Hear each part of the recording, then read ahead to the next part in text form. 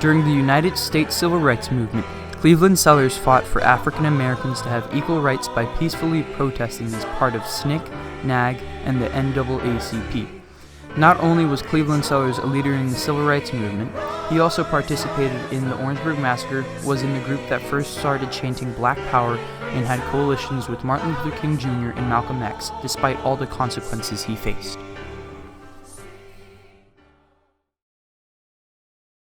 Cleveland Sellers, a man who devoted his whole life to the United States Civil Rights Movement, was born on November 8, 1944 in Denmark, South Carolina. At the time, Denmark was divided into two sections by railroad tracks, and like almost every state in the U.S., the divisions were based off race. The two sides were so strict, people only knew about their own division. Cleveland Sellers, living in Denmark, knew almost everything about the black side, but knew very little about what happened across the divide. Cleveland Sellers was very involved with all of his family. His father was a very hard worker, so much so that Dr. Sellers' childhood memories were his dad working. Dr. Cleveland Sellers was always with his younger sister and knew his family was better off than most. This intensified when he saw a child dig in the trash can and eat a half-eaten sandwich in school. As a child, he noticed how mistreated black people were. He heard about the Emmett Till case, and his passion for the United States Civil Rights Movement arose. This case was about a young black man that was brutally beaten by two white men, so much so that his mother couldn't recognize him. These two men were falsely proven innocent in court. They later confessed their guiltiness in an interview for a magazine. He then decided that he should take action against the inhumanity of racism. He began to organize protests, but was hindered by his father. He abided by his father's wishes until he went to college and then began to protest again. The protest that really triggered some action was the students at North Carolina A&T in 1960, February 1st, when they sat in at the Woolworth Lunch Counter. And the protest caught on like wildfire. Dr. Sellers was inspired by many things. The Greensboro sit-in on February 1st, 1960 was a big inspiration. This protest consisted of 4 black freshmen sitting at the white-only counter of F.W. Woolworth department store and demanded service. In his first protest, all of the people were encouraged to dress up in their Sunday best. If they did not wear their Sunday best, then they would be enforcing what the whites thought of them. The black community was thought to be lesser, so when it was time to protest, everyone had to be dressed well. This protest was a spark for his fight for equal rights. He participated in a sit-in, but the bus they were going to take was canceled by the Board of Trustees of Voorhees College. The students were not foiled and marched 3 miles to the drugstore in twos to arrive and find that the owner of the drugstore got word of this and closed the store. In reaction to their protest, the drugstore removed the seats from the white-only counter, so you were required to stand up to eat. This showed Denmark was still segregated. Following this, he emerged as an unofficial leader because he was well-known, popular, a member of the basketball team, an honor student, and passionately committed to the movement.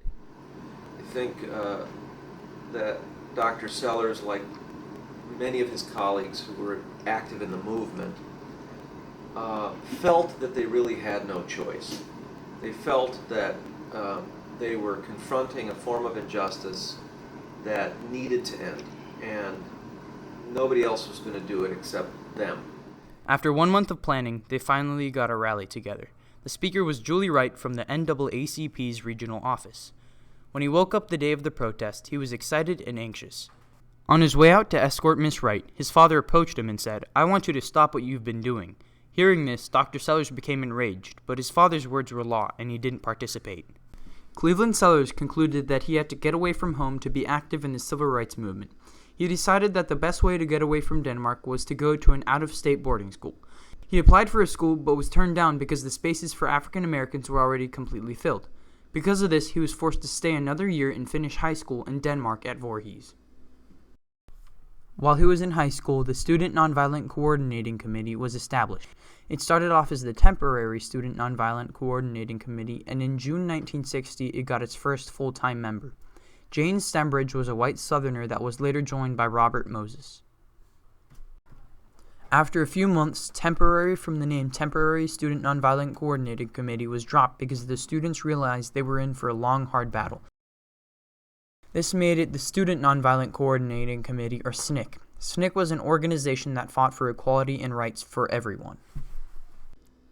When Cleveland Sellers graduated from high school, he had two goals: to get a good college education and to stay active in the movement. After observing many Southern African American colleges, he found Howard University in Washington, D.C. Howard University is a historical black college with high education and at the time was very involved in the civil rights movement. Cleveland Sellers' mother did not want him to go to Howard, but rather a closer in-state college.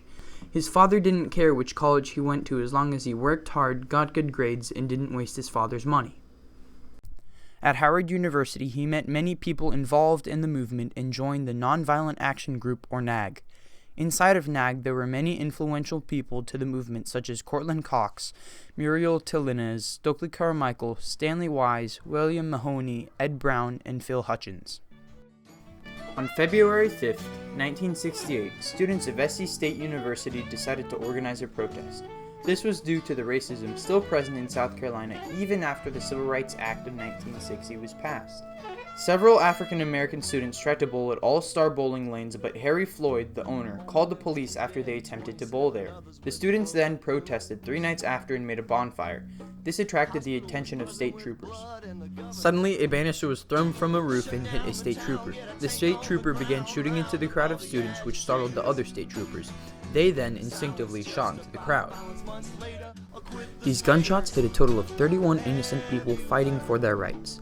After the protests, 3 people died: Samuel Hammond, Henry Smith, and Delano Middleton. The other 28 were shot and injured.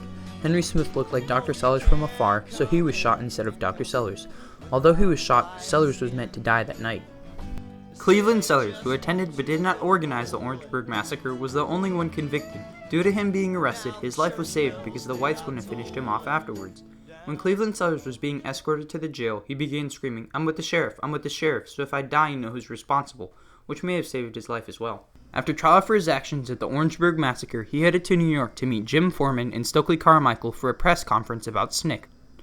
After landing from New York City to Washington, D.C. on April 4, 1968, he ran into Bernard Lafayette and Stony Cook, 2 SCLC officials that said they were going to Memphis. Dr. Sellers told the 2 SCLC officials to tell Dr. King Black Power is the answer when they would see him. At that point, Stokely walked up and broke the news of Dr. King's assassination. After the trial, Sellers could not get a job due to his criminal record, so he moved out of state and wasn't pardoned until 25 years later. During this time, he had 2 sons and 1 daughter. One of his sons is in the South Carolina House of Representatives and is named Bakari Sellers. God doesn't make mistakes. He doesn't. So if you go through an up or down, you're meant to go through that and get stronger. He also won't give you more than you can bear. And he gave my father a whole lot, and my father just came out stronger for it. And so for me, I wake up every day, and no matter what I'm going through, look, you have a hero at home that went through that much more. You have people who died so that you could be here. So get up, shake it off, push through, and become excellent by 5 o'clock. I would say on the basis of how he has lived, that Cleveland Sellers really is an unsung American hero.